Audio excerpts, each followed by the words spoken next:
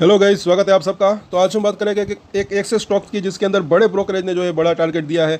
Share 150 रुपये से भी कम का है और ये इतने रिटर्न से थोड़े से कम रिटर्न मिल सकते हैं क्योंकि आज उसके अंदर 4% के आसपास की अभी तेज़ी देखने को मिल रही है। फंडामेंटल भी देखेंगे, चार्ट भी देखेंगे, टेक्निकल चार्ट। तो बने ज़रूर रहे और शेयर ज़रूर करें अपने ग्रुप के अंदर अगर आप नए हैं चैनल के ऊपर ऐसी जानकारी के लिए। और ये कोई छोटा मोटा ब्रोकरेज नहीं, जेफरीज ने इसके ऊपर जो है टारगेट दिया है और वो कंपनी है Welspun living limited, textile company है। उनके ऊपर बाय की रेटिंग दी है, 185 रुपये तक का टारगेट तय किया है और इससे ऊपर का तो इसने हाई भी बना दिया था। अभी वो भी हम चार्ट देखेंगे और क्यों ये तेज़ी आने की संभावना हो सकती है वो हम देखेंगे। और यहाँ पर ज़रा देखिए, उनकी सबसे बड़ी मार्केट जो है वो अमेरिका है। टेक्सटाइल एक्सपोर्ट करता है ये और वहाँ से अमेरिका से 60% से भी ज़्यादा जो है इनकी आय है, रेवेन्यू मतलब। तो ये काफ़ी बढ़िया इसके लिए रह सकता है। आगे दूसरे भी अगर बात करें तो वेस्टफॉल लिमिटेड के ग्राहक की अगर बात करें तो बड़े जो है वॉलमार्ट और कॉस्को जैसे रिटेल दिग्गज हैं उनके कस्टमर्स, और जिनके इसके लंबे समय से जो है उनके रिश्ते हैं और सप्लाई चेन भी मजबूत है।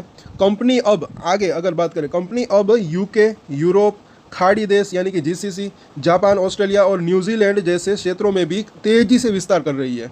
तो इनका फ्यूचर मुझे ऐसा लग रहा है कि अच्छा रह सकता है। साथ साथ एफटीए से मिल सकता है बड़ा फ़ायदा। क्या है एफटीए?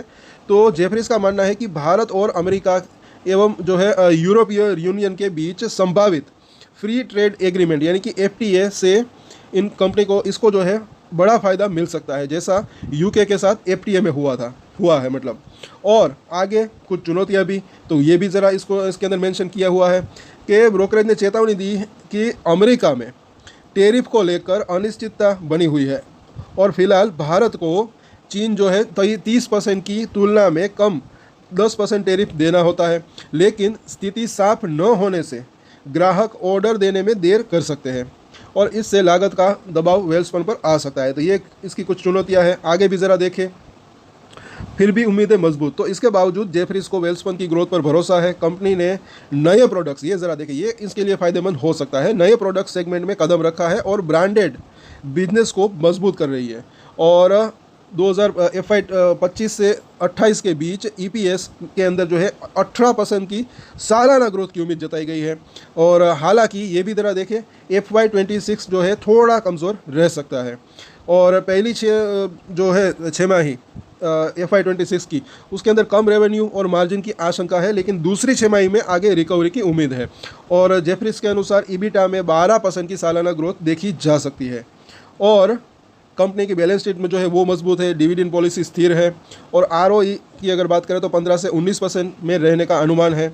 और जेफरीज ने कुछ प्रमुख जोखिमों की ओर भी ध्यान दिलाया कि जैसे अमेरिका और यूरोप में कमज़ोर मांग, कॉटन की कीमतों में बढ़ोतरी और टैरिफ को लेकर नेगेटिव बदलाव का असर देखने को मिल सकता है।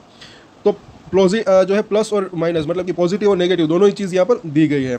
अब ज़रा देख लेते हैं इसके रिजल्ट। तो यहाँ पर साल दर साल अगर देखें, रेवेन्यू के अंदर ठीक ठाक ग्रोथ रही और नेट प्रॉफिट जो है यहाँ पर थोड़ा सा फ्लैट दिख रहा है। लेकिन एक चीज़ का पॉइंट आउट यहाँ पर देखें तो अदर इनकम जो है पिछले साल इसी क्वार्टर के अंदर ज़्यादा थी और इस साल ज़रा देखें कम है, फिर भी नेट प्रॉफिट इतना रहा। तो ओवरऑल अगर बात करें इस नेट अदर इनकम को माइनस कर दे तो जो है इसका नेट प्रॉफिट अच्छा बड़ा ऐसा कह सकते हैं। और आगे देखें इसके अब चार्ट को, तो वीकली चार्ट है, काफ़ी लंबा चार्ट। तो यहाँ पर अगर देखें तो यहाँ पर 200 से भी प्लस का इसने हाई तो ऑलरेडी बना दिया था, उसके बाद नीचे आया, फिर तेज़ी आई, 180 तक का फिर से हाई बनाया, फिर नीचे आया। और लो की अगर बात करें तो 100 रुपये के आसपास का बनाया था, 105 रुपये के आसपास का। तो अभी ऐसा लग रहा है कि ये बीच में खड़ा है, तो इसको अपनी वॉच लिस्ट में जो है रख सकते हैं। अगर मुझे ऐसा लग रहा है कि देखिए अभी चाहे तो अभी भी इसके ऊपर नज़र रख सकते हैं, बाकी 120 से 125 के आसपास अगर ये आता है तो तब भी इसके ऊपर नज़र बना कर रख सकते हैं। ये इसके लिए एक अच्छा सपोर्ट का काम कर सकता है ऐसा लग रहा है। और उसके बाद की अगर बात करें तो 105 रुपये के आसपास का जोन, वो भी एक अच्छा सपोर्ट हो सकता है जहाँ पर इसने लो बनाया था। रजिस्ट्रेशन जो अभी दिख रहा है मुझे, एक तो 165 रुपये के आसपास का अगर तेज़ी बरकरार रहती है तो, और उसके बाद जैसे कि जेफरीज ने कहा 185 रुपये के आसपास का जोन, अगर ये लेवल भी पार होता है तो फिर 200 प्लस वापस से जाने की संभावना रह सकती है, जैसे यहाँ पर इसने हाई बनाया। तो इसके ऊपर नज़र रख सकते हैं। फंडामेंटल जैसे कि बात करी, सभी चर्चा हमने की, चार्ट और टेक्निकल चार्ट और सभी के ऊपर। और ऐसी जानकारी के लिए हमारे चैनल को सब्सक्राइब ज़रूर कर ले दोस्तों। और एक स्टैंडर्ड डिस्क्लेमर जो कि मैं हमेशा देता हूँ, आप कोई भी ट्रेड ले उससे पहले अपनी रिसर्च करें, अपना फाइनेंशियल एडवाइजर की सलाह ले, उसके बाद ही कोई डिसीजन ले, और डिसीजन ले तो उसकी जिम्मेदारी मेच्योरिटी के साथ खुद ही ले। ये वीडियो मैंने एजुकेशन पर्पस के लिए बनाए, मेरी तरफ से कोई भी बाय या सेल की रिकमेंडेशन नहीं है। Thank you.